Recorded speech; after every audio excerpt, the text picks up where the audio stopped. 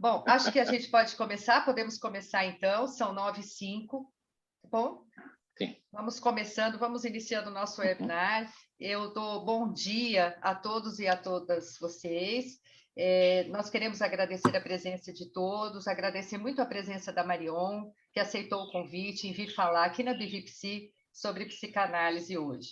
Eu sou a Débora Alexandre de Jesus, eu sou integrante do comitê da BVPC, sou coordenadora da região Centro, que compreende o Brasil, e então vou coordenar a atividade hoje, juntamente com o Luiz Armando Gonzalez, que é diretor da BVPC. A BVPC é a biblioteca virtual de psicanálise, pertencente à FEPAL, que é a Federação Latino-Americana de Psicanálise. A BVPC é um portal temático especializado em psicanálise que oferece acesso livre e gratuito a todo o seu conteúdo. Lá temos textos, revistas, livros, podcasts, e estamos também no Instagram. Convido todos vocês a acessarem. Eu agradeço ao comitê da BVPC pelo apoio ao evento, especialmente ao Luiz Armando Gonzalez, que é o diretor-geral, a Solange Larroca, que me ajudou muito com as postagens e com a divulgação, Rolando Reboledo Salazar, Guilherme Garrido, Adrian Hernandes, que é nosso bibliotecário, e Carmen Maldonado. Também agradeço ao Comitê de Divulgação da BVPC no Brasil, que tem trabalhado bastante para divulgar a BVPC e seus eventos aqui no Brasil, que é tão grande, com tantas sociedades. Então, são elas, a Luciana Schmoll, que está aqui comigo hoje, que também vai auxiliar no chat, depois nos comentários, ela é da Sociedade Brasileira de Psicanálise de Porto Alegre, Tereza Guimarães Lima, que é da Psicanalítica do Recife, doutora Paula Freitas Ramalho da Silva, que é da Sociedade Brasileira de Psicanálise de São Paulo, Regina Mingorance Lima, que é da Brasileira Psicanalítica de Ribeirão Preto. Obrigada também à SPMS pelo apoio a esse evento, é a Sociedade Psicanalítica de Mato Grosso do Sul, a sociedade a qual eu pertenço, que organizou a plataforma e cedeu a plataforma aqui no webinar para acontecer o evento hoje. Eu quero passar a palavra agora para Suzana Velasco Condorfer, que é presidente suplente da FEPAL, para dar as boas-vindas a todos nós. Por favor, Suzana. Muchas gracias, Débora. Muchas gracias a todos los organizadores de este evento. Quiero darles, en nombre de la Federación Psicoanalítica de América Latina, FEPAL, y en particular de Andrés Gaitán, el presidente actual de la misma, la más cordial bienvenida y el agradecimiento por este lindo evento que enriquece todo el acervo que se va juntando en la BVPC. A Marion Milner en particular por regalarnos su presentación y leernos este lindo artículo sobre el inconsciente y la transferencia en el sufrimiento neurótico y no neurótico, que siempre enriquece todo lo que nosotros vamos reuniendo de material en Latinoamérica. Así que cedo la palabra, les doy la más cordial bienvenida y les deseo mucho éxito, que estoy segura que lo van a tener en este evento. Gracias. Graças a ti, Suzana, por estar aqui hoje conosco. Uma coisa que eu gostaria de avisar a todos, principalmente aos colegas de língua espanhola, é que vocês podem ativar a interpretação passando o mouse embaixo na tela. Nós temos ali embaixo, ao lado dos ícones, interpretação. Nós temos uma tradutora hoje aqui, Luz Orozco, que é do México, e ela está traduzindo para a língua espanhola, para os colegas de língua hispânica, ok? Então, por favor, agora eu vou passar a palavra para o Luiz Armando. Por favor, Luiz. Hola, buenos días. Quiero comentarles que la BVPC es más que una biblioteca. Es un lugar de encuentro donde de diferentes países buscamos difundir el psicoanálisis. Eso es lo que somos la BVPC. Gracias al trabajo de Débora, al apoyo de Andrés Gaitán, al apoyo de Paulo Marcio, es que este evento se está haciendo realidad. Y sobre todo gracias a Marion, porque su generosidad trasciende. Y tan trasciende que tenemos una cantidad impresionante de inscritos. Yo espero que realmente tengamos una gran jornada. Hay una persona a la que particularmente le quiero dar todas las gracias, que es la que se hizo cargo, que es Débora Alexander, ¿no? Sin Débora, el evento no estaría como está hoy. Muchísimas gracias y adelante, Débora. Bienvenidos Gracias, todos. Luiz. Graças a ti, muito. Agora eu queria convidar a Annelise Rota Makinski, é diretora administrativa da SPMS, e para ela dar as boas-vindas para vocês também, agradeço novamente, Annelise, a SPMS, por ter cedido o webinar, a plataforma Zoom. Então, gostaria que você pudesse falar algumas palavras. Bom dia a todos. Eu sou a Annelise, da Sociedade Psicanalítica de Mato Grosso do Sul. Parabenizo e agradeço a BVPC, da FEPAL, pela realização desse evento, né? E especialmente com a brilhante Marione Minervo, que sempre nos convida a pensar de uma forma integrada a clínica e a teoria. Então, com certeza, hoje a gente vai sair daqui mais abastecidos, né? E a capacidade que ela tem de fazer com que a gente amplie o nosso pensar. Então, estou muito grata também por participar desse evento.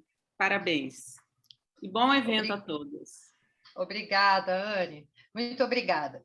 Bom, agora eu vou passar a palavra para a Marion, senão daqui a pouco a gente fala mais que ela, né, Marion?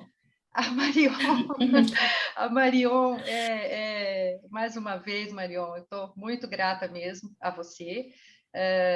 Tenho certeza que teremos um evento muito bacana hoje, mas eu queria falar só um pouquinho de ti. A Marion Minervo é psicanalista, membro efetivo da Sociedade Brasileira de Psicanálise de São Paulo, é doutora pela Unifesp, autora de vários livros e artigos que se encontram na BVPC, inclusive, e entre os livros dela estão Neurose e Não Neurose, Transferência e Contra-Transferência, Diálogos sobre a Clínica Psicanalítica, todos pela editora Blucher, a quem eu quero agradecer muito também, pois a Blucher cedeu parte desses 2 livros, dos quais a Marion estará comentando hoje, para a biblioteca virtual, para a BVPC. Esses livros a parte desses livros já se encontra na biblioteca. Então, falaremos hoje sobre inconsciente, transferência no sofrimento neurótico e não neurótico. Por favor, Marion. Bom dia a todos e todas. Parabéns ao grupo que está organizando todo esse evento. Agradeço ao gentil convite feito pela Débora Alexandre de Jesus e Luiz Armando Gonzalez, em nome da BVPC, para uma conversa sobre meus livros. Eu vou falar de 2 deles, Neurose e Não Neurose, Transferência e Contra-Transferência, fazendo um mix dos 2 de uma maneira livre, e eu espero conseguir transmitir o espírito das ideias que estão ali. Eu começo falando da necessidade do conceito de inconsciente. Como todos nós sabemos, a psicanálise nasce quando Freud postula o conceito de inconsciente. É um conceito necessário para dar conta de certos enigmas com os quais a clínica confronta Freud. Ele percebe que, em paralelo com a lógica racional de todos os dias, nós funcionamos determinados também por uma lógica paralela. É uma lógica emocional. Na verdade, a gente nem precisa da clínica para perceber que a gente precisa do conceito de inconsciente. Por exemplo, o pavor de baratas. Pela lógica normal, não faz sentido. Basta matar a barata. Mas não adianta argumentar. O pânico vem de outro lugar, de um lugar que desconhecemos, mas que determina nossa maneira de sentir, pensar e agir. Outro exemplo, se apaixonar à primeira vista. Da onde vem isso que, de repente, do nada, nos faz sentir que sem aquela pessoa não dá mais para viver? Claro que para a gente não se sentir muito louco, a gente encontra racionalizações. A gente diz que a barata é suja, ou então a pessoa por quem eu me apaixonei é maravilhosa. Mas, para dar conta desses enigmas, Freud elabora o seguinte pensamento clínico. Algo inconsciente está sendo deslocado, projetado ou simplesmente transferido para aquele suporte, a barata ou a pessoa sem a qual não podemos mais viver. Então, a gente percebe aqui já essa articulação indissolúvel entre inconsciente e transferência. Transferência é o inconsciente vivo, acontecendo no presente. Uma situação do passado se transfere para uma situação de vida atual, o que inclui também a sala de análise. Esse algo inconsciente que está sendo transferido pertence a outra época e lugar.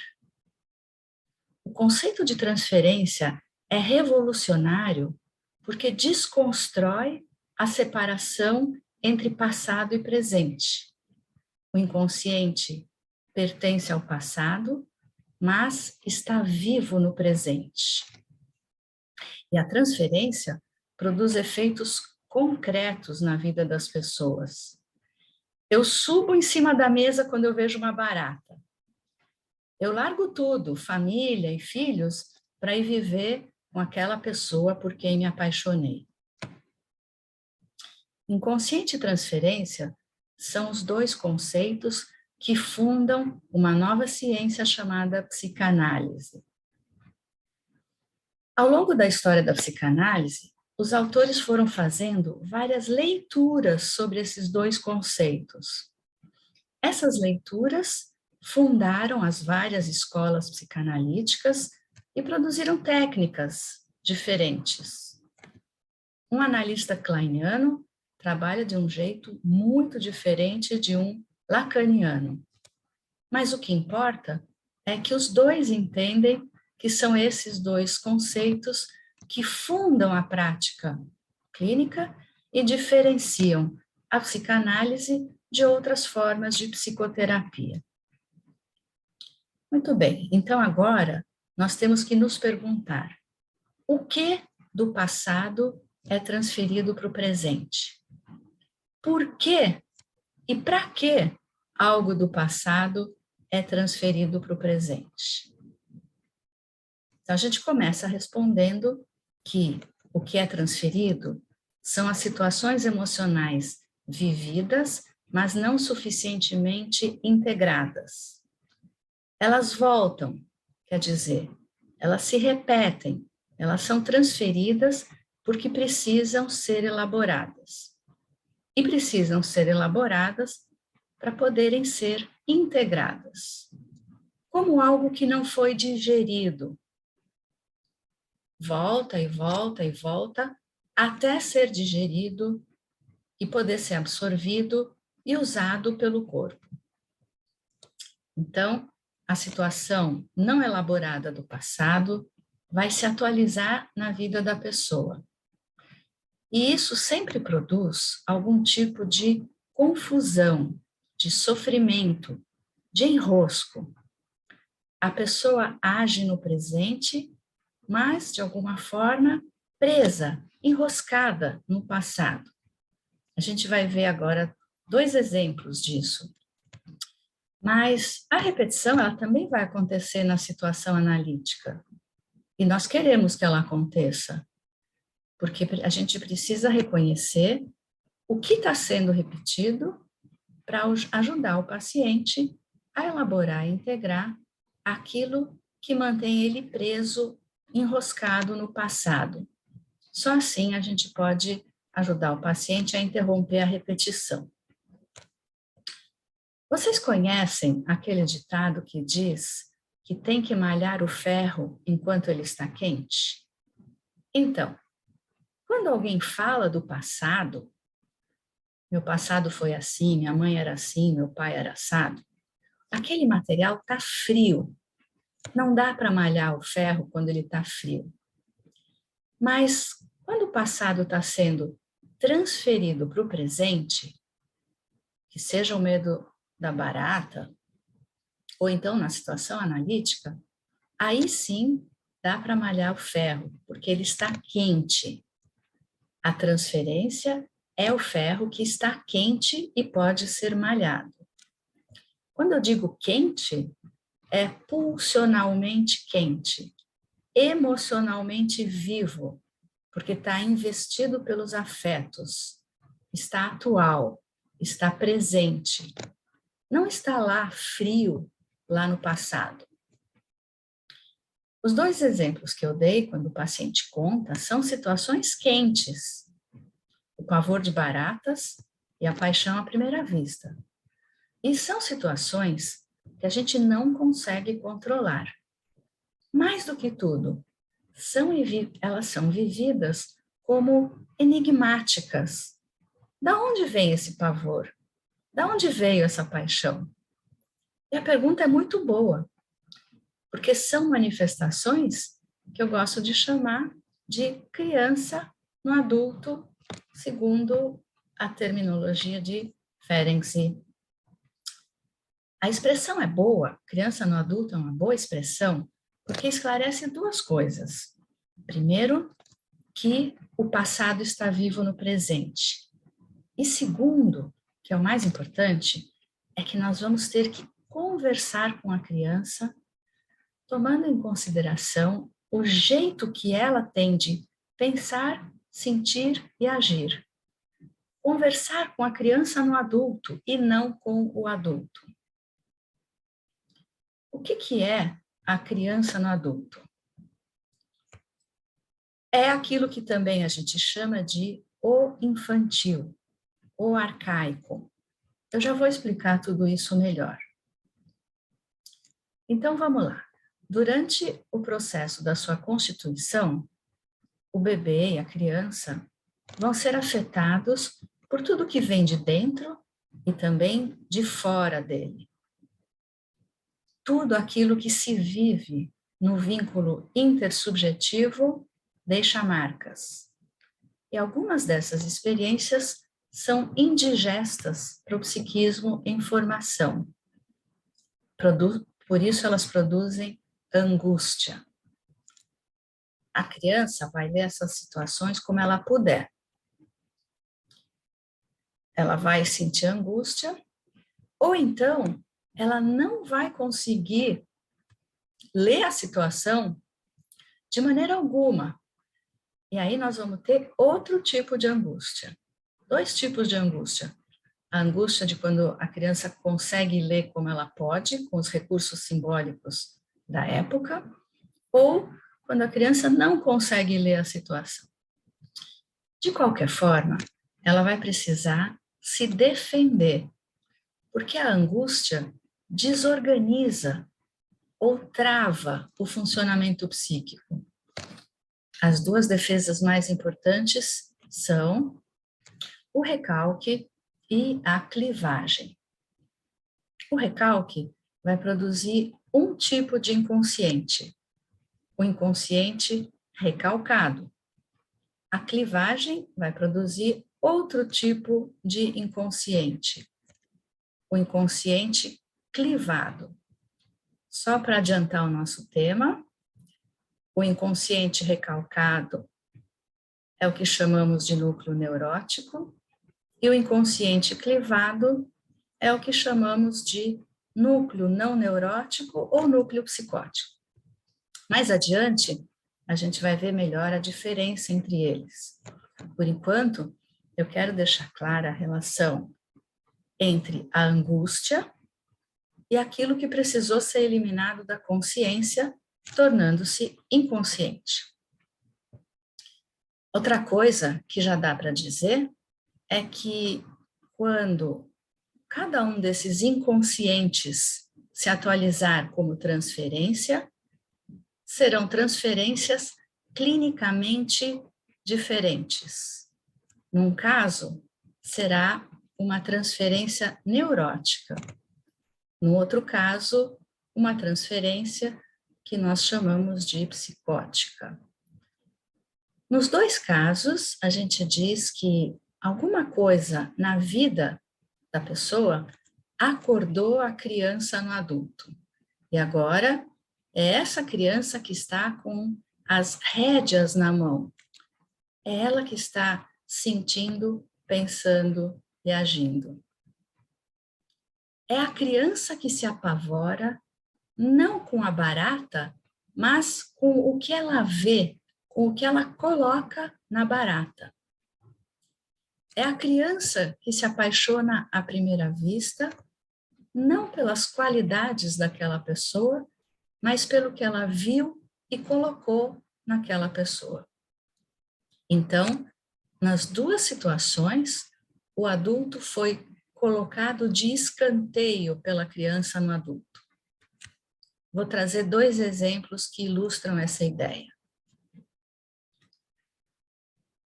É um trechinho de um material clínico. No sábado, estava numa festa com José, um amigo meu. Ele estava de olho numa menina linda, que também parecia interessada por ele. Ele estava morrendo de vontade de ir falar com ela, mas não conseguia. Perguntei por quê. Ele respondeu: ela é muita areia para o meu caminhãozinho. Ele acabou ficando na festa com uma que ele não queria tanto e terminou a noite frustrado e preocupado, porque isso se repete em todas as festas. Então, esse é o primeiro fragmento. Eu trago um segundo fragmento. Regina está com a vida travada. Ela briga com todo mundo. Sua vida profissional e pessoal é muito instável. Ela marcou uma entrevista e foi conversar com uma colega psicanalista, mas não foi com a cara dela. Nem voltou para uma segunda entrevista. Perguntei o motivo. No começo, ela disse que não sabia. Depois pensou e achou que podia ser porque a mulher estava usando botas de salto alto. E aí ela diz: o santo não bateu. Só para comparar, vamos imaginar como seriam essas duas situações se fosse o adulto que estivesse com as rédeas na mão e não a criança. O homem da situação 1 poderia pensar: vou arriscar, vou ir lá conversar com a menina, o pior que pode acontecer é ela não estar interessada em mim. Na segunda situação, se fosse uma adulta que estivesse com as rédeas na mão, ela poderia pensar: não gosto do estilo dessa analista se vestir, mas isso não diz nada sobre a sua competência.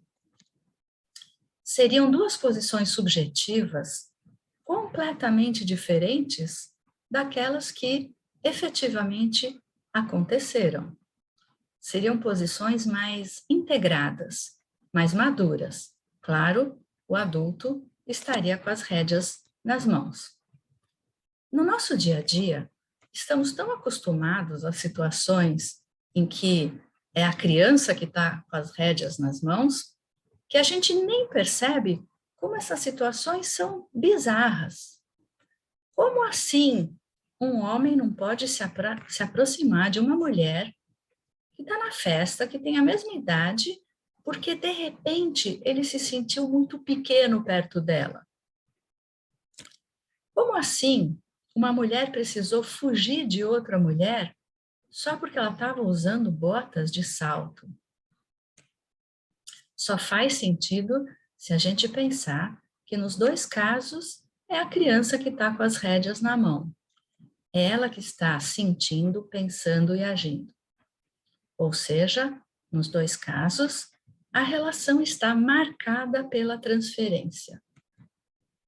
Então, num caso, não é um adulto, mas é um menino que vê ali um mulherão e se sente muito pequeno frente a ela.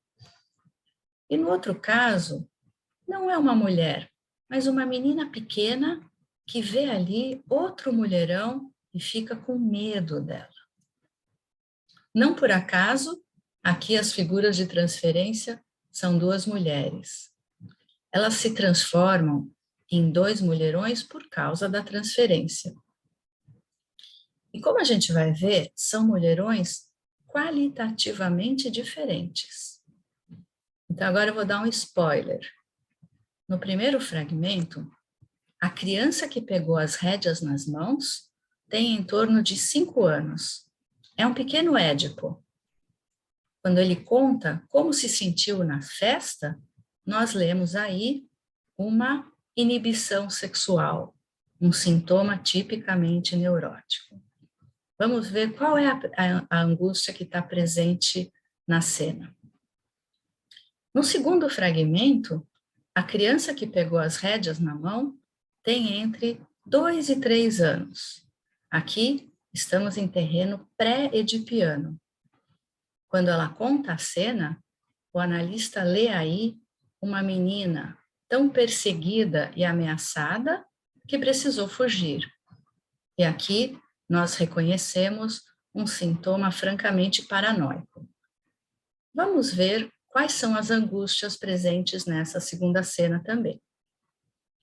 Até aqui, eu queria que vocês percebessem como o nosso dia a dia está cheio de situações tão bizarras quanto essas. Muitas delas são invisíveis a olho nu e só se tornam visíveis se nós olharmos para elas usando os conceitos de inconsciente e transferência. Um psicanalista é alguém que olha para as relações humanas por esse viés. Vamos ver agora esses fragmentos para ver melhor como operam os conceitos de inconsciente e transferência. Então, primeiro nós sabemos que a criança no adulto está com as rédeas nas mãos quando estamos diante de um fato enigmático, cujo sentido nos escapa e escapa para a própria pessoa. Qual é o fato enigmático no fragmento 1? Por que alguém não consegue ir atrás de quem deseja ou do que deseja? E por que a realização do desejo pode ser problemática?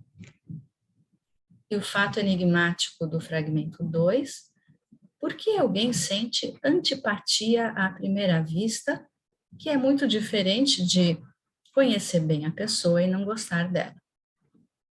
Então, como a gente está dizendo, esses fatos enigmáticos têm a ver com a leitura emocional que a pessoa fez da situação e da qual, muitas vezes, ela não se dá conta. Cada um lê o mundo e a si mesmo a partir do seu inconsciente. Então, eu repito essa ideia de que tem uma articulação indissolúvel entre os conceitos de transferência e inconsciente. Transferência é uma manifestação do inconsciente, e o inconsciente, que em si mesmo é incognoscível, se manifesta também como transferência. Esses conceitos são fundamentais no sentido de fundar o próprio campo psicanalítico e fundamentar a prática clínica. Para definir transferência, eu primeiro vou lembrar, aprofundar um pouquinho as duas concepções de inconsciente que Freud postulou ao longo da sua obra. A gente já mencionou o inconsciente recalcado. Quando ele se dedicava ao estudo das neuroses, Freud criou um primeiro modelo para o aparelho psíquico. Inconsciente, pré-consciente, consciente, pré-consciente e inconsciente. Nesse caso, as moções de desejo já foram conscientes, produziram angústia e, por isso, precisaram ser recalcadas. Mas antes de ser recalcadas, já tinham algum tipo de representação. Estamos no campo do princípio do prazer. O recalque foi a defesa encontrada para fazer a gestão da angústia ligada à realização do desejo. Portanto, prazer. lembrar que o objeto, nós estamos falando que isso acontece numa relação intersubjetiva, então o objeto sempre tem uma participação em facilitar ou dificultar a gestão da angústia. Então, no fragmento 1, José sabe, mas não sabe por que motivo ele não pode se aproximar da mulher bonita. Ele consegue trazer uma associação. Quando ele diz que ela é muita areia para o seu caminhãozinho, ele está trazendo uma representação da angústia frente ao transbordamento pulsional que a realização de fantasias incestuosas poderia trazer. Eu digo transbordamento pulsional, porque quando é muita areia para o caminhãozinho, a areia transborda. Transbordamento pulsional, transbordamento da areia no caminhãozinho. Vou falar agora sobre o inconsciente clivado.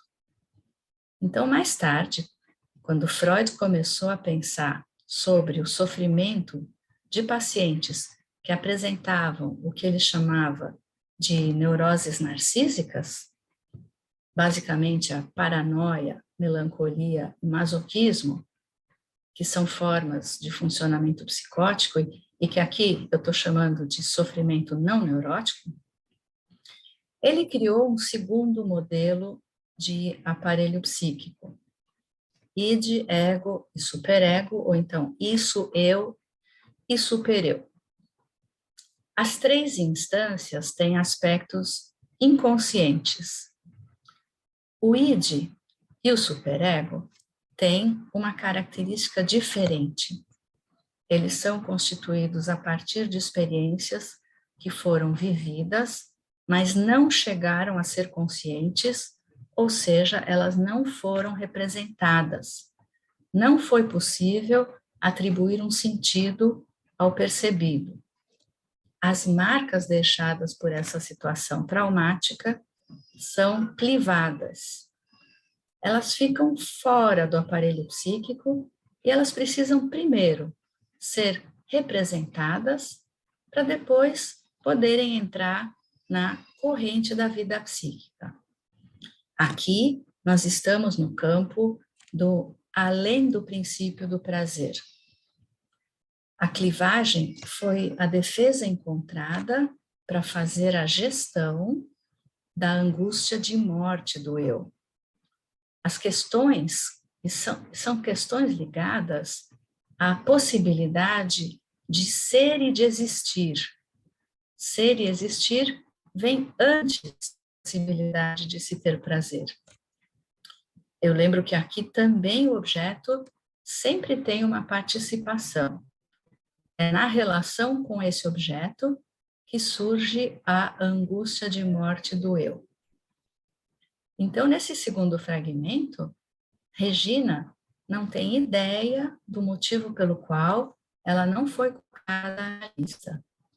No melhor dos casos, ela consegue dizer que é porque usava botas com salto.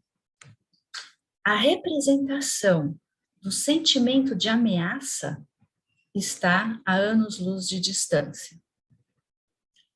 Resumo da ópera.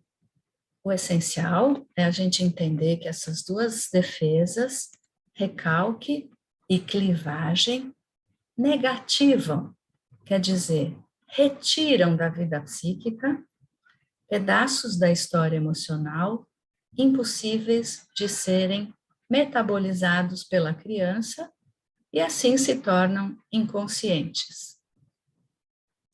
A transferência é a positivação desses dois tipos de negatividade. São transferências clinicamente distintas. Eu vou falar disso um pouco mais para frente. Então, agora que a gente falou dos dois tipos de inconsciente, vamos retomar a criança no adulto. A criança no adulto pode ter entre 4 e 6 anos. As questões com as quais essa criança se debate estão ligadas à travessia do Édipo. O que quer dizer? a gestão do desejo, do excesso de excitação que desorganiza o eu, rivalidade, ciúmes, dor da exclusão, diferença entre os sexos, diferença entre as gerações. Essa criança está às voltas com a tentação de transgredir a lei e o medo da punição. Tudo isso faz parte do campo do princípio do prazer. E aí, então, a gente fala de o infantil. A criança no adulto pode ter de 0 a 3 anos. As questões com as quais essa criança se debate têm a ver com a constituição do eu, a constituição do narcisismo primário. Essa criança vai estar às voltas com a gestão de afetos passionais, amor e ódio, ao objeto e a si mesmo. Aqui a gente encontra oscilações da autoestima entre tudo ou nada. Aqui a gente encontra afetos como vergonha, medo de ser desprezado, humilhação. Todos esses são afetos ligados ao sofrimento narcísico. A criança está se debatendo com problemas ligados ao ser e ao existir, a separação eu-não eu, a constituição dos contornos do eu e a instalação de funções básicas do eu, por exemplo, a capacidade de simbolização. Nós falamos, então, do arcaico. Então, temos o infantil e temos o arcaico. Os dois são uma espécie de cicatriz viva do eu, herança de situações traumáticas, de angústias e defesas que foi preciso usar ao longo do desenvolvimento psíquico. Uma situação traumática é o conjunto de experiências emocionalmente excessivas, geralmente vividas na relação cotidiana com o objeto primário, experiências que ultrapassam a capacidade de interpretação do sujeito na época em que acontecem. A cicatriz é viva porque se manifesta o tempo todo como transferência. A transferência neurótica é a cicatriz viva do recalque. A transferência narcísica ou psicótica é a cicatriz viva da clivagem. O resto da mente amadurece, mas uma parte continua verde, fixada no tempo, sentindo, pensando e agindo como na época em que se produziu aquela cicatriz.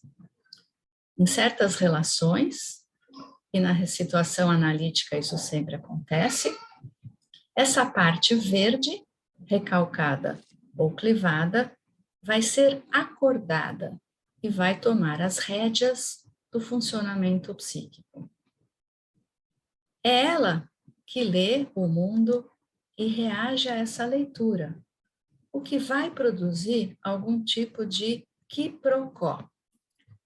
Em latim, quid pro quo quer dizer aqui no lugar de lá, agora no lugar de então. Em português, quiproquó quer dizer confusão, turbulência. A transferência produz quiproquó justamente por causa do quid pro quo. Vamos ver o quiproquó no fragmento 1, que nós não nos esquecemos, é um exemplo de sofrimento neurótico, com inibição sexual. Como vimos, na lógica consciente, o adulto poderia se aproximar da mulher bonita. Ela pode aceitar ou não. Se aceitar, que bom, é possível realizar o desejo. Se não aceitar, que chato, vai ser uma frustração. Mas Existe uma outra lógica paralela que é muito mais forte. Nessa outra lógica, o superego proíbe de se aproximar da mulher linda. E por que o superego proíbe? Porque nessa lógica, que é inconsciente, mulher linda é igual a mamãe linda. O ponto de contato entre as duas pode ser simplesmente serem lindas. Mas talvez também a moça tivesse um jeito doce, acolhedor, ou talvez alguma característica física que evoque a mãe. Quem proíbe é o superego. Ele coloca todas as mulheres desejadas no mesmo saco. Proíbe todas. Mulher desejada é igual a mãe desejada. O superego parece um chato, mas vamos ver que ele está só tentando proteger o eu de um excesso de excitação. Por isso, o superego só permite as feias, as que não são deusas, mas que justamente por isso não interessam. Então, estamos vendo que o problema não é exatamente o fato da mulher ser bonita, mas o fato de que ela foi transformada numa deusa pela criança no adulto. E sim, é muito difícil qualquer um se aproximar de uma deusa. Ao mesmo tempo, tudo o que a criança quer é ser escolhido pela deusa, é vencer os rivais da festa e usufruir de tudo que uma deusa pode proporcionar a um comum mortal. Mas como uma mulher bonita se transforma numa deusa? Graças à transferência. Então, aquela expressão, muita areia para o caminhãozinho, tem várias camadas de interpretação. A primeira é que o rapaz, José, ele está imaginando que a deusa vai dizer não. Ele se sente pequeno, insuficiente para dar conta de um mulherão daqueles. Ele está se comparando com quem tem um caminhãozinho. Ele tem medo que ela diga, é com esse caminhãozinho que você quer me conquistar? Seria humilhante. Como não ficar sexualmente inibido com uma fantasia dessas? Mas podemos escutar a frase muita areia para o meu caminhãozinho por um outro ângulo. O que aconteceria se a mulher da festa dissesse sim? Seria 1000 vezes pior. Zezinho, que é a criança em José, ficaria desesperado. Seria excitante demais. A areia transbordaria do caminhãozinho.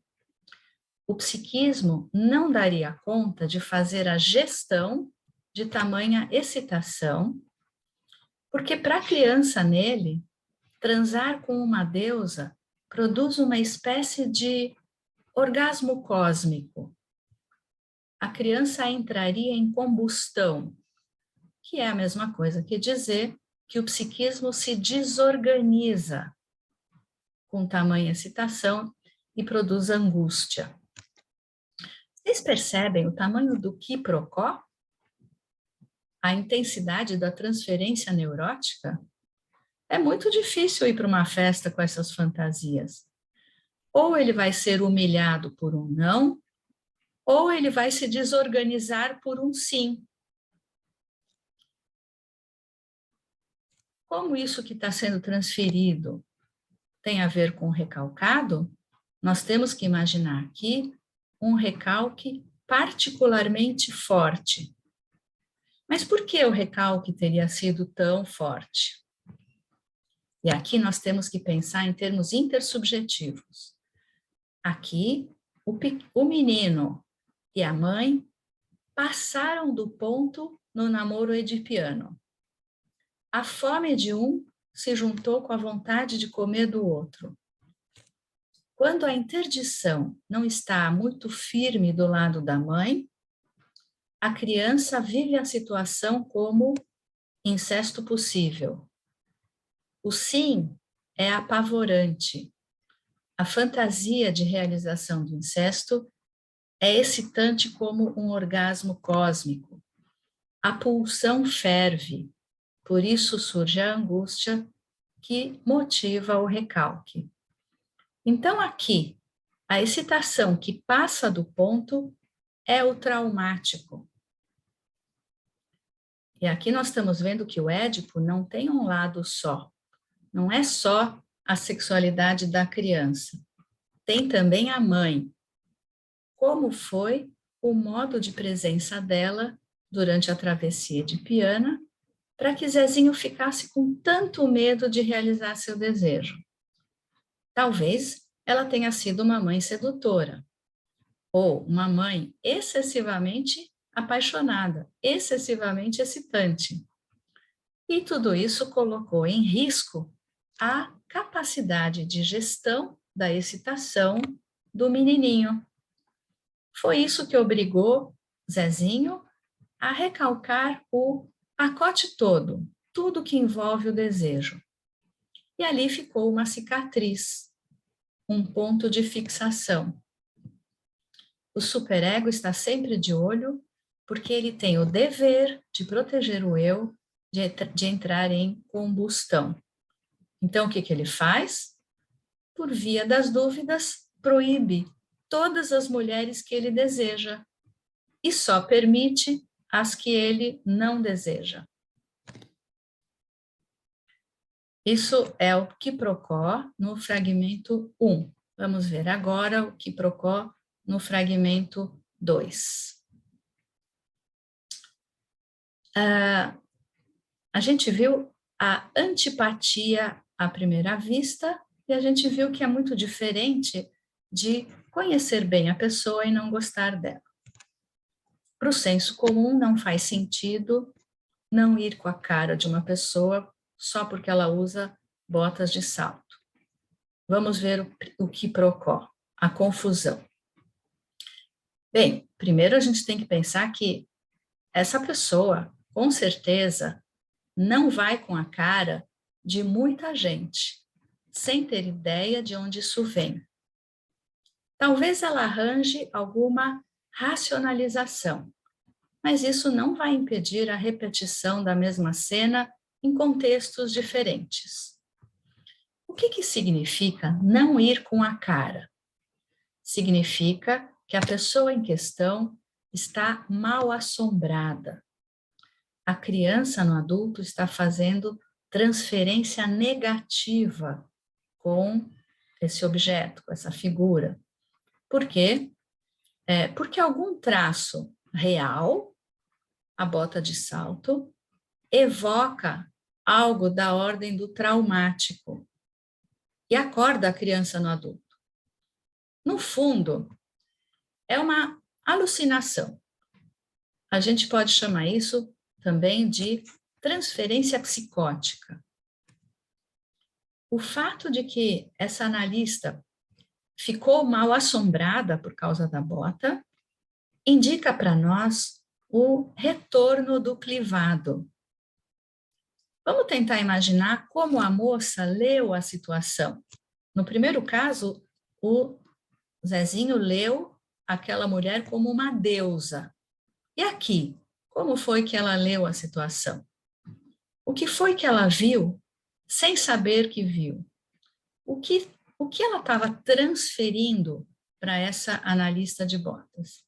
Em primeiro lugar, ela estava transferindo a relação com um objeto interno do mal. O que quer dizer um objeto interno do mal? Um aspecto do objeto que fez o eu da criança sofrer, e que não ajudou, ou então atrapalhou, a construção de um bom narcisismo primário. Então, alguma coisa na situação atual acordou um sofrimento anterior. Junto com o sofrimento anterior vem a angústia e algum tipo de afeto hostil, não ir com a cara. que é a transferência negativa. Ela antecipa um perigo para o narcisismo, obviamente, né? E ela foge do sofrimento narcísico. Ela sabe que a autoestima vai sofrer com aquela analista. Ela antecipa um retraumatismo. O que eu imagino que ela viu lá? Aqui tem um parênteses importante. Eu tenho que imaginar, porque como os traços do clivado, do traumático, estão clivados, isso significa que eles nunca foram representados. O retorno desses traços clivados, e aqui nós estamos falando do arcaico, se dá de forma alucinatória. É por isso que eu digo que ela viu ali alguma coisa mal assombrada. Mas ela nem sabe que está se sentindo ameaçada e muito menos o motivo. Só consegue dizer que não foi com a cara. Não tem uma associação livre. Tem só a expressão de uma sensação. O que ela viu lá? Ela viu lá uma evidência, entre aspas, alucinatória de que aquela analista é esnobe e arrogante, que ela se acha. Ela viu lá uma pessoa, uma mulher empoderada do mal, que vai desprezá-la, que vai humilhá-la. Ela imediatamente se sentiu inferiorizada. Enfim, um conjunto que vai produzir sofrimento narcísico. Nós estamos vendo o pacote dessa transferência negativa. Então, nós estamos vendo que o problema, obviamente, não é a bota, mas como ela leu a situação como um todo. Se ela tivesse objetos internos do bem, ela poderia ler a mesma cena como uma analista que está de bem consigo mesma, empoderada no bom sentido do termo. Agora, a criança no adulto não tirou a sua impressão do nada. A bota de salto não é uma sandália havaiana. Essa bota cria realmente um look de empoderamento feminino. Tanto poderia ser um empoderamento do bem, como do mal, como é o caso. A bota aceita a transferência, que faz com que a situação seja vivida como potencialmente ameaçadora para sua autoestima. Se ela tivesse de sandália havaiana, um look modesto demais não aceitaria essa transferência.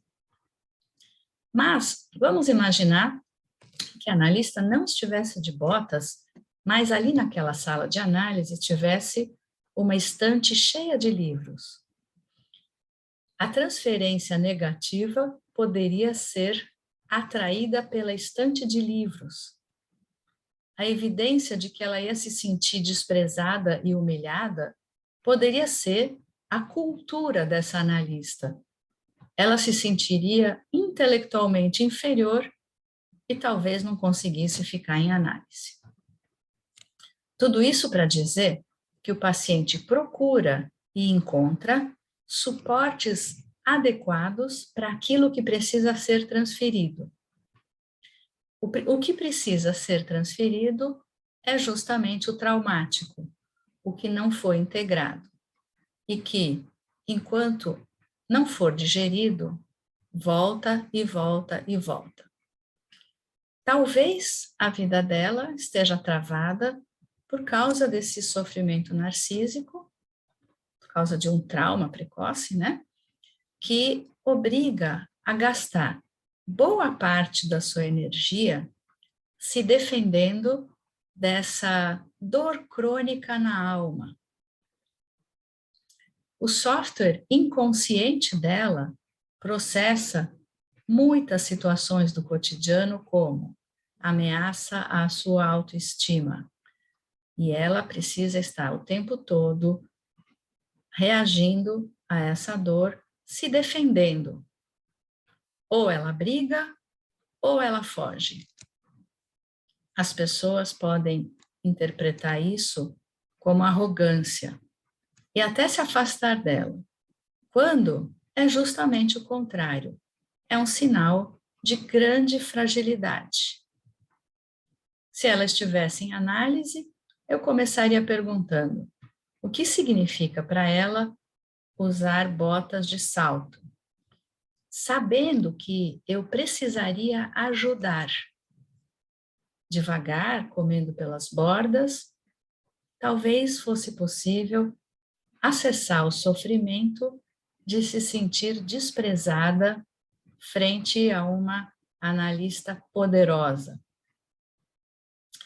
Espero ter conseguido despertar em vocês todos, não a criança no adulto, mas o adulto, e a vontade de ler os 2 livros, Neurose e Não Neurose, Transferência e Contra-Transferência, dos quais eu fiz um mix e um resumo, mas, na verdade, eu espero ter despertado também a vontade de ler os meus outros livros, Diálogos sobre a Clínica Psicanalítica, Novos Diálogos sobre a Clínica Psicanalítica e, a posteriori, um percurso, todos pela editora Blucher. Muito obrigada a todos pela atenção. Marion, obrigada a você. Muito obrigada, Marion. Como disse o Luiz, pela generosidade, né, sua de se dispor a vir hoje e falar conosco sobre esses temas tão importantes. E eu queria só dizer que vamos te ouvindo e é uma maravilha te ouvir, justamente porque você traz os conceitos antigos, claro, mas de uma forma que vai abrindo nossa mente, sabe? Eu escrevi várias coisas aqui, fiquei pensando no quiprocó, que eu uso tanto o tal do quiprocó, e não parei para pensar na forma como você colocou, eu nem sabia, aliás, no conceito, nesse significado, né? Então, é sensacional, muito bom. Eu queria abrir para as pessoas agora, né, fazerem seus comentários ou perguntas. A Luciana vai me ajudar aqui, a gente a passar. Você também, Marion, tem acesso aí ao chat. E eu também queria dizer que quem quiser falar com o vídeo ou o áudio também pode. É só aceitar como palestrante que o técnico passa a palavra para vocês, ok? Tem bastante comentário chegando, né? Falando, agradecendo. Eu não sei se já tem alguma pergunta aqui. Enquanto isso, eu queria falar para você, além do exemplo, da metáfora do quiprocó, eu achei super interessante que você falou sobre malhar o ferro quente, né? Quer dizer, não é possível, né, trabalhar o ferro sem ser quente. Então, eu fiquei pensando nisso na transferência, como é que fica, né, para essa criança, porque estamos conversando com a criança no adulto, que é o que você está falando. Essa criança pode ter 3 anos um dia, na outra sessão pode ter 2, na outra sessão 5. Me pareceu isso, né, Marion? Então, cada momento, cada sessão, essa criança no adulto vai se apresentar de uma forma, né? Então, como é quando o ferro não está quente, né? O que aconteceria com esse adulto, a criança do adulto que nós estamos conversando, a gente está dialogando com a criança dele, quando o ferro ainda não está quente, né? Como é que essa criança sente esse trabalho na transferência? Para a criança no adulto, quando nós estamos enxergando a criança no adulto, é porque o ferro está quente. Uhum. A criança é justamente a transferência. Então, sempre que a gente vê a criança presente ali, é porque o ferro está quente. Já está maleável, né?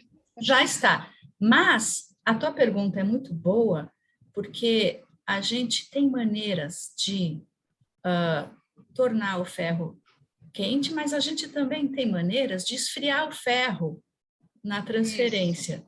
Sempre que a gente, de certa forma, recusa a transferência, a gente joga um balde de água fria no ferro que esfria. Então, só para dar um exemplo, vamos supor que a Regina tivesse conseguido entrar em análise com a analista de botas. Sim. E vamos supor que essa analista tivesse percebido que aquela bota produziu transferência negativa.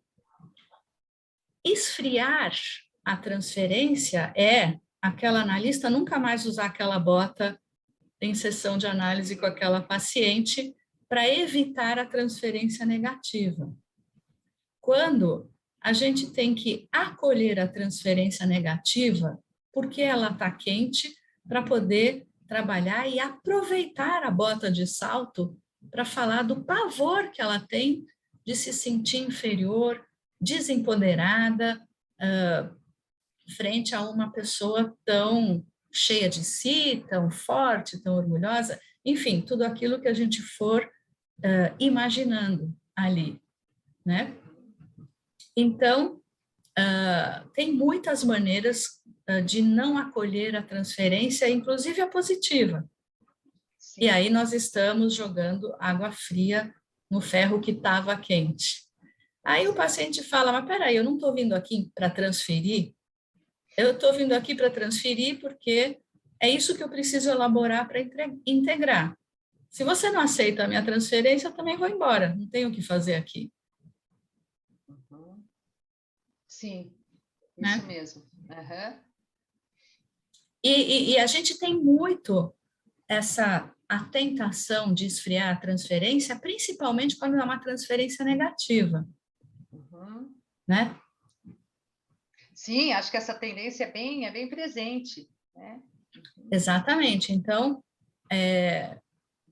a gente, né, o paciente escutou o analista, a gente estava conversando no ateliê, né, de ver o analista como um rolo compressor, que é né, o paciente está fazendo a leitura, a criança no adulto, que deve ter 2 anos, faz a leitura do analista como autoritário, né? Uma coisa é o analista dizer, mas eu não estou sendo autoritário, é você que está lendo assim, né? Isso é esfriar a transferência. Ou então, eu estou tentando te ajudar, é você que não aceita ajuda. Né?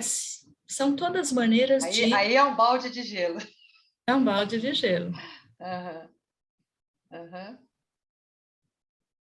Sim, muito bem respondido, Marion. Eu acho que a gente pode passar aqui no chat, eu acho que já tem algumas perguntas. Luciana, será que você pode me ajudar? Eu acho que quem perguntou primeiro foi uma moça chamada Mariana. Deixa eu ver se eu acho aqui a pergunta dela.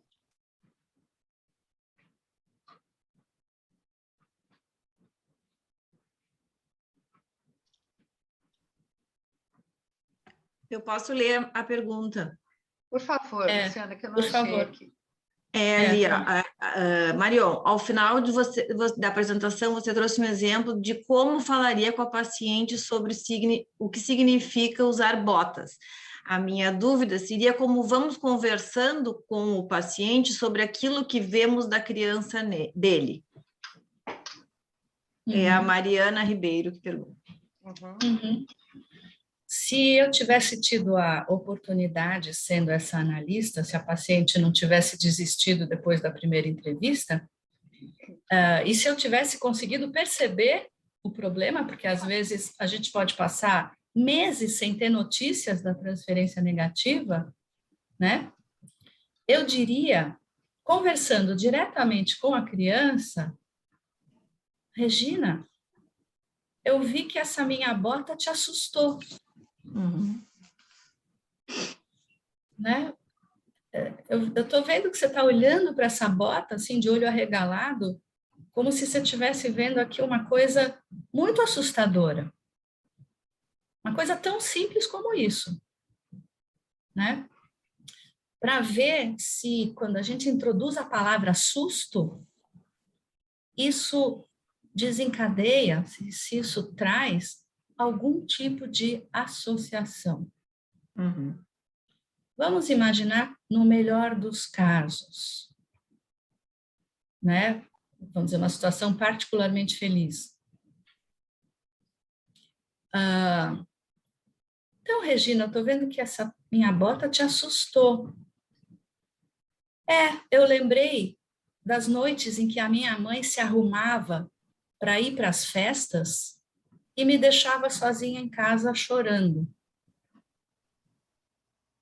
Então, nós temos aí uma mãe poderosa que se arruma para ir nas festas e que deixa a criança sozinha porque a mãe está completamente voltada para o seu terceiro, que no caso é a festa, e a criança, ela cai do espaço psíquico da mãe e se sente, de fato, abandonada. Então, qualquer sinal de empoderamento feminino é traduzido ou evoca ela está mais em contato com o seu terceiro do que comigo. Eu caí do espaço psíquico dela. Minha mãe não consegue manter uma triangulação. Eu, ela e a festa. Quando ela está com a festa, eu deixo de existir para ela, ela só volta no dia seguinte às 10 da manhã, eu fico sozinha, eu passo fome, a babá não me entende, X, né? Mas então, no melhor dos casos, a gente tem uma associação rica e bacana como essa. Mas provavelmente demora para a paciente poder associar. Nós estamos falando de um buraco na rede de representações, buraco que tem a ver com o traumático.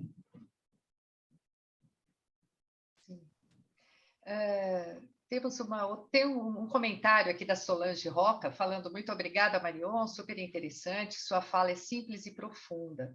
Muito bom ter sua presença na BVPC. A Solange Roca é do comitê da BVPC. Obrigada, Solange, pela presença.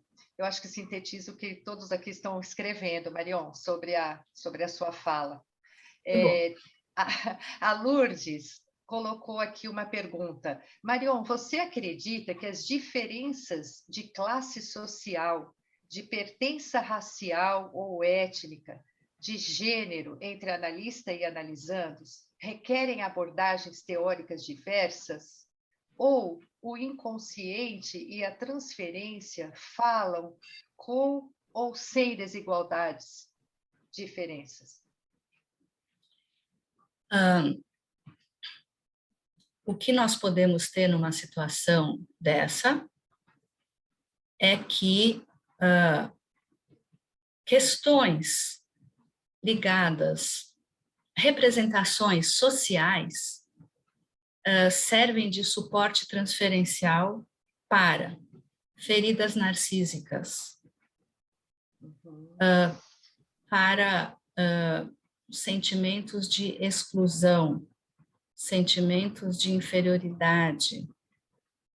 Então, assim como a bota de salto aceita a transferência negativa, a cor de pele, a diferença de classe, pode aceitar transferências negativas também.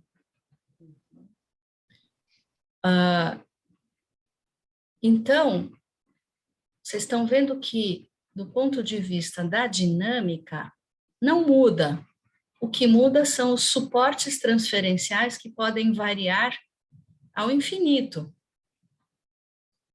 Então, se a diferença de cor de pele ou de classe social for suporte transferencial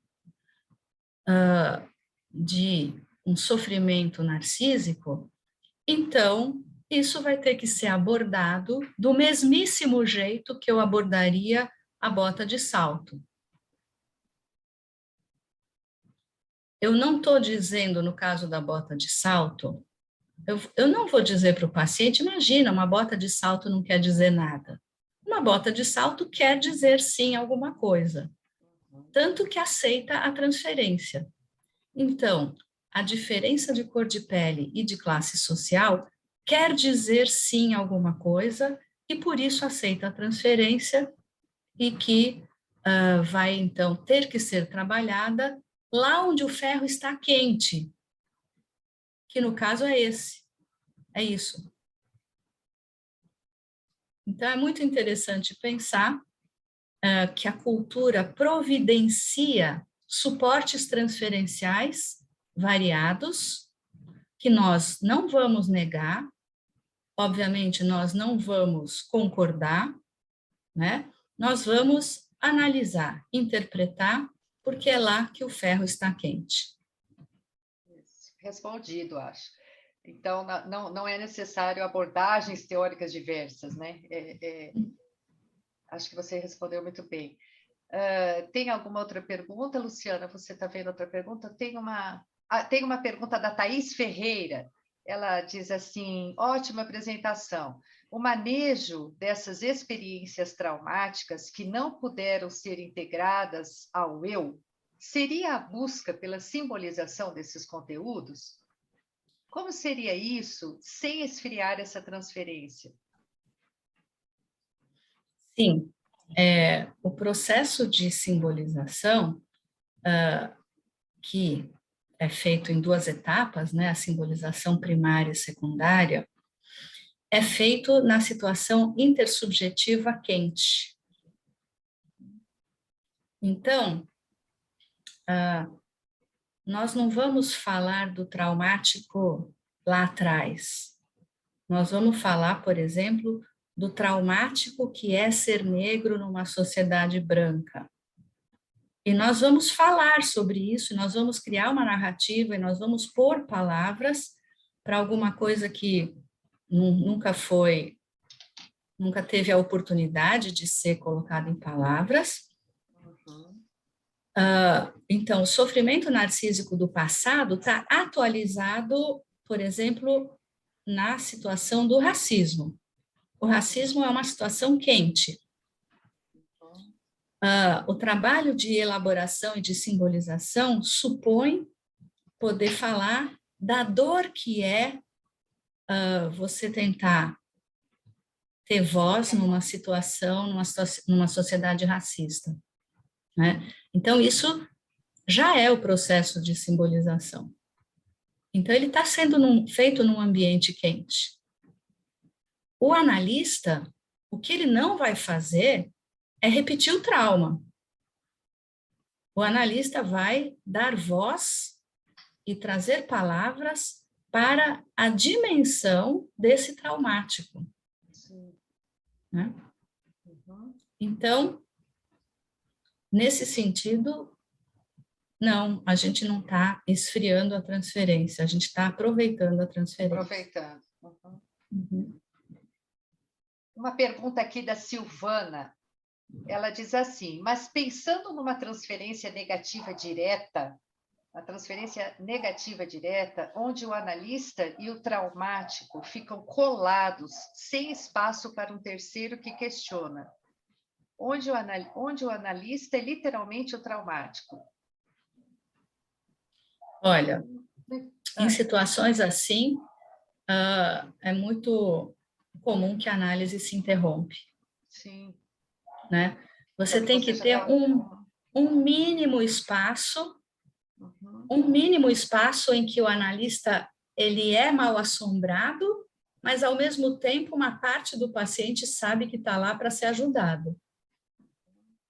Se o analista fica inteiramente mal assombrado, o paciente não vai conseguir. Isso aconteceu nesse pequeno exemplo, né, da Regina que não chega a entrar em análise, mas em qualquer análise onde a gente tem esse sofrimento narcísico, esse sofrimento não neurótico, em qualquer análise, vai se presentificar o objeto interno do mal.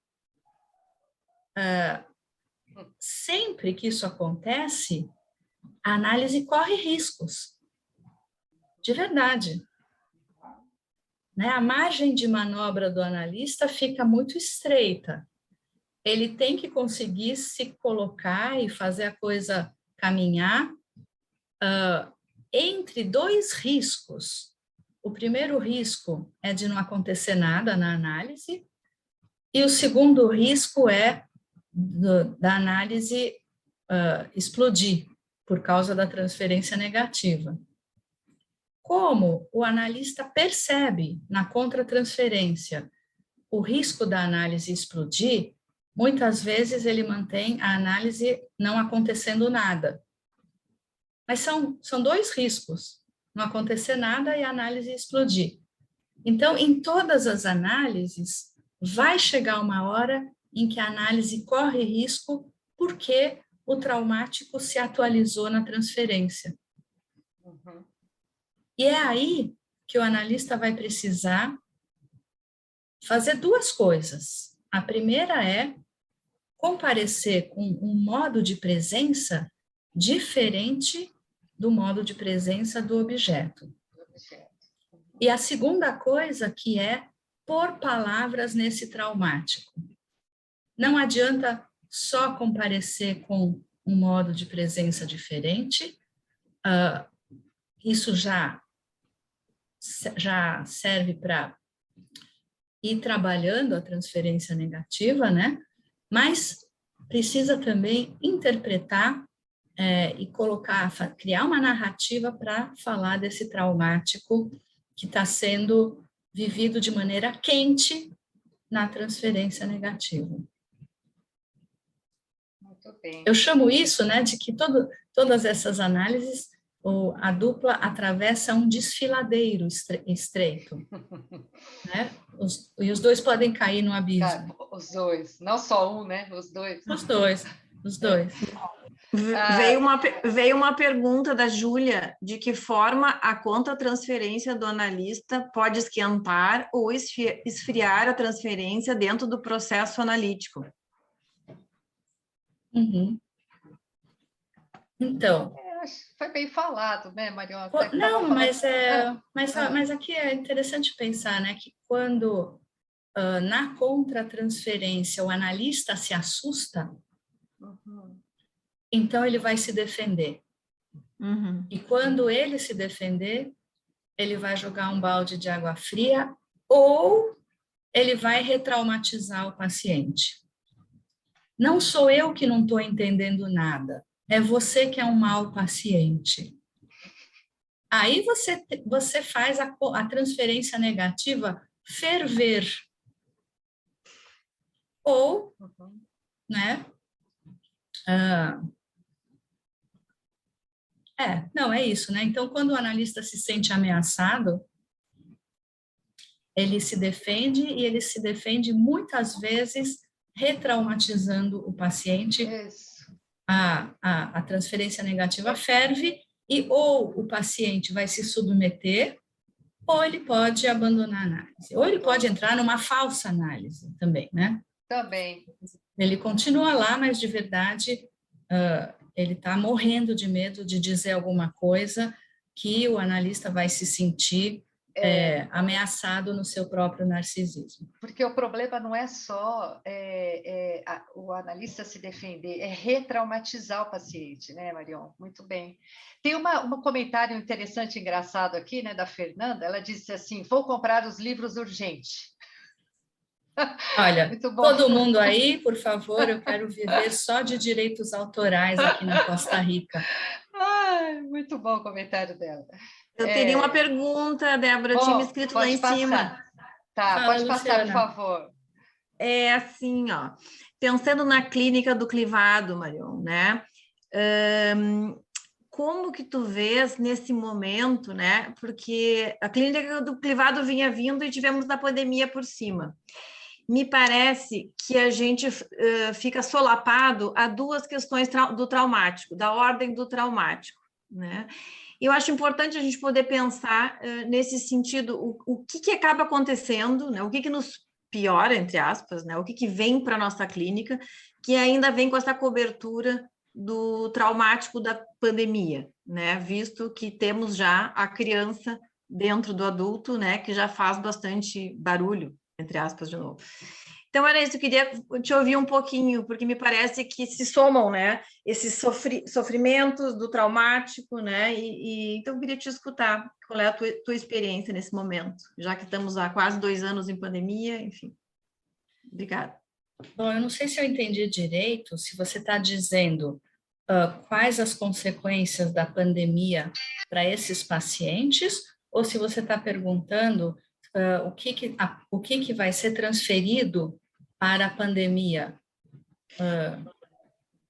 Sim, acho que a tua segunda opção está mais na linha do que eu perguntei. O que a pandemia piora ou aguça, né, no traumático, no infantil, né, nesse sentido, né? O que a clínica nos mostra a partir daí, né? Porque estamos todos numa trabalheira a mais, né? Até porque também estamos envolvidos com as nossas angústias, né? Desse momento agora me parece um pouco melhor, né? Tomara esteja, mas estávamos todos no mesmo barco, né? Angustiados também. Então, eu fiquei pensando, né, na clínica do clivado, né, as pioras, né, dos pacientes, né, o aumento das angústias, das depressões, da obesidade, todos os sintomas que a gente está observando, né, como uma ressaca da pandemia, nesse sentido que eu perguntei. Aqui tem uma ótima questão, que é o seguinte: vários tipos de sofrimento narcísico identitário têm como defesa defesas comportamentais. Sair de casa e fazer coisas. Sair e passar a noite bebendo. Sair e trabalhar feito um louco. Sair de casa e poder malhar na academia de ginástica. Então, nesse sentido, a pandemia privou muitas pessoas das defesas que serviam para manterem esse tipo de sofrimento mais ou menos compensado. Então, são pessoas que passaram a ter que se haver com angústias sem possibilidades de defesa, de escoamento. Por outro lado, tem pessoas que tinham horror da vida social, porque se sentem inferiorizadas, porque é muito difícil lidar com a alteridade, porque por 1000 razões, e que foram obrigadas a ficar em casa, isso produziu um grande alívio, porque as angústias ficaram quietas. Então, como nós temos vários tipos de sofrimento não neurótico, dependendo do tipo, a pandemia ajudou ou piorou o quadro, nesse sentido de que ou aumentou a angústia ou diminuiu a angústia. Né? Então, talvez, né, quando se fala a clínica do clivado, também depende bastante. É claro que também a pandemia foi usada como suporte transferencial de um mundo persecutório, né?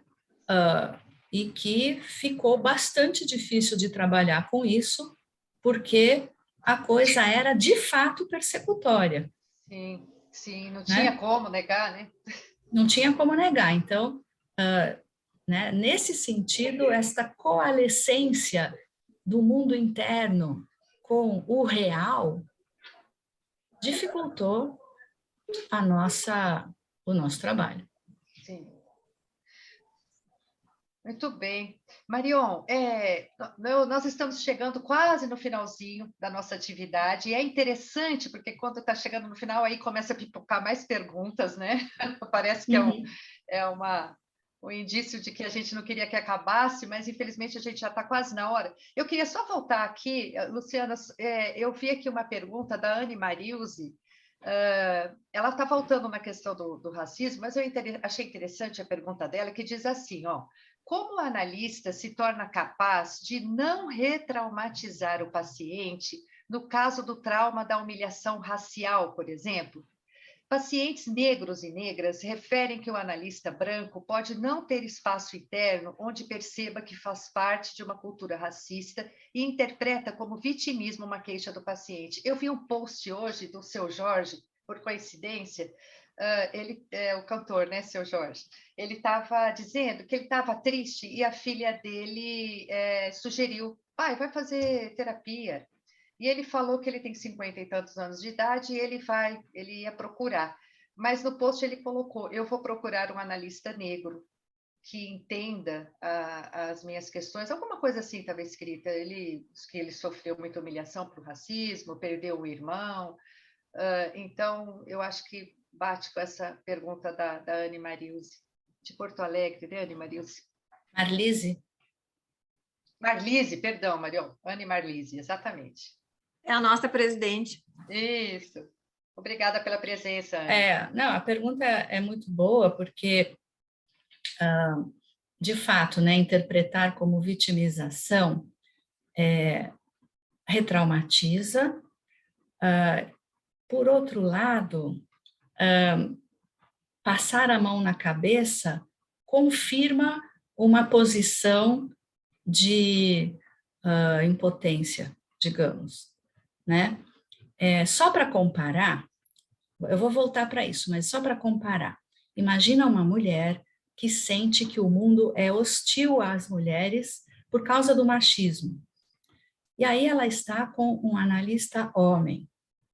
E ela se queixa de que o mundo é hostil e que ela não consegue um lugar melhor na empresa, um salário melhor, porque a empresa é machista, não é? E o analista pode interpretar isso como, enfim, alguma coisa que tem a ver com essa ideia da vitimização. Ela pode dizer, não, então eu vou procurar uma analista mulher, porque um analista homem não é capaz de me entender. Só para comparar situações, né? Uhum. E eu acho que qualquer interpretação que coloque o paciente como vitimizado, eu já acho que não é uma interpretação boa e não importa nem a cor do paciente e nem o gênero do paciente, né? Porque se um paciente está se queixando o tempo todo de uma dificuldade, eu posso, por exemplo, pensar qual é o impacto que ele pretende com aquele discurso em cima de mim. Talvez, né, a função de um discurso queixoso, essa função poderia ser mobilizar no analista culpa. E aí, em vez de dizer você se vitimiza, você poderia interpretar: você sente que eu também sou culpado pela tua situação porque eu sou branco. É completamente diferente. Então, a gente mudou, a gente não está em cima do discurso manifesto de queixa, a gente está em cima do efeito transferencial daquele discurso, que é fazer o analista branco se sentir culpado e responsável, e a interpretação teria que ser: você sente que eu também sou culpado pela tua situação porque eu sou branco. Uhum. Eu aceitei. Vamos fazer um quiprocó, né? Vamos fazer um quiprocó. Não, é um jeito de aceitar a transferência negativa de quem foi traumatizado a vida inteira pelo racismo.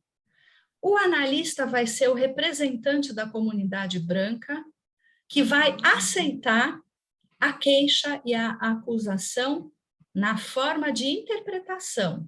Uhum. Você sente que eu sou responsável, eu também sou responsável pelo seu sofrimento, que é muito diferente de dizer eu sou responsável pelo teu sofrimento.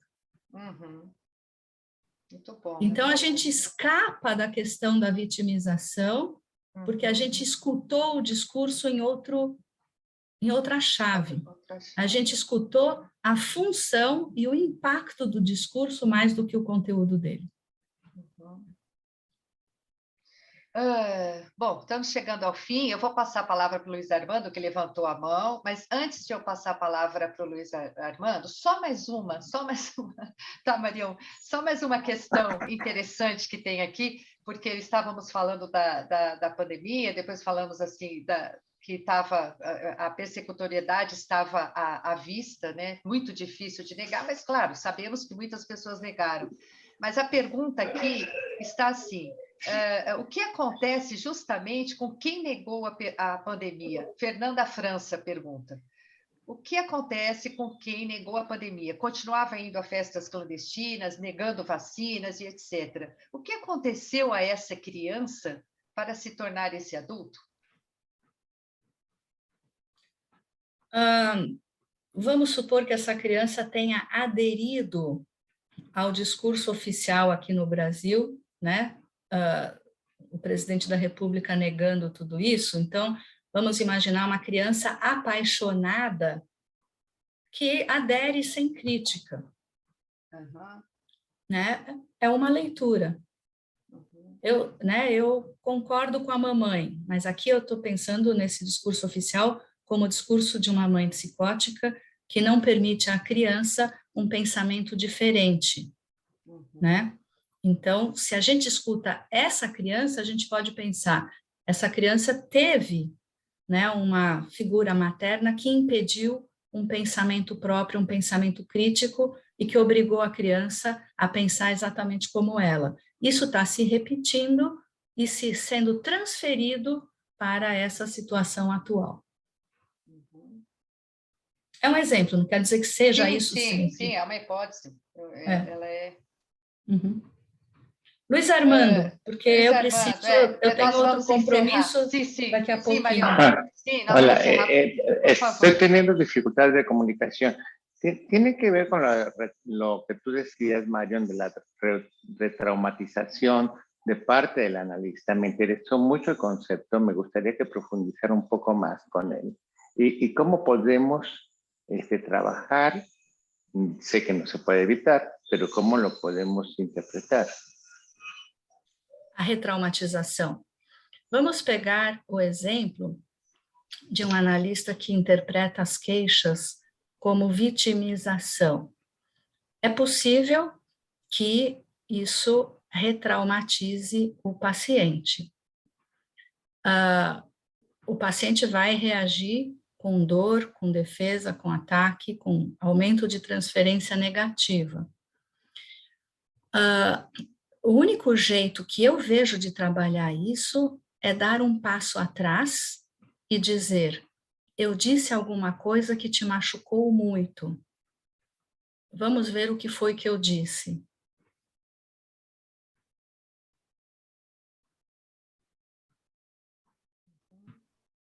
Então, acontece da gente retraumatizar o paciente sem perceber, por um equívoco na interpretação.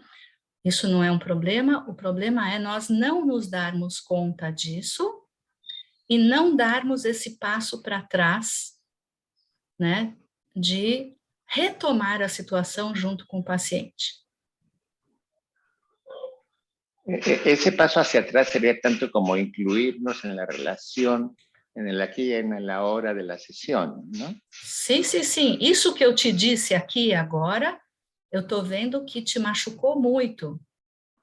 Eu estou vendo que você ficou muito bravo com isso que eu disse. Eu estou vendo que você ficou muito triste com isso que eu acabo de dizer. Vamos falar sobre isso. O que foi que eu disse que te deixou assim? Ou o que você me escutou? Sim, se incluir, com certeza. Por supuesto. Sim. Gracias, Marion. Por nada. Para sair da situação. Como você disse aqui em Costa Rica, se disse com gosto. Com gosto. Sim.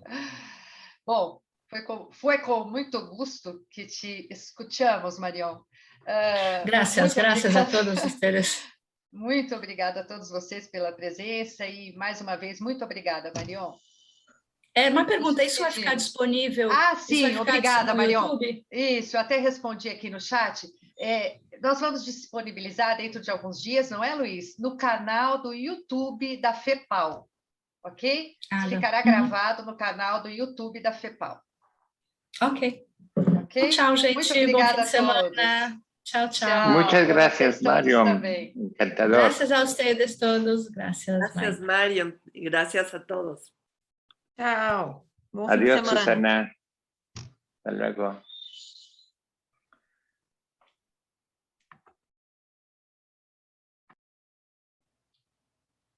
Esqueci de dizer que, infelizmente, não pudemos passar todas as perguntas. Tem muitas perguntas aqui, mas é impossível, né, de passar todas.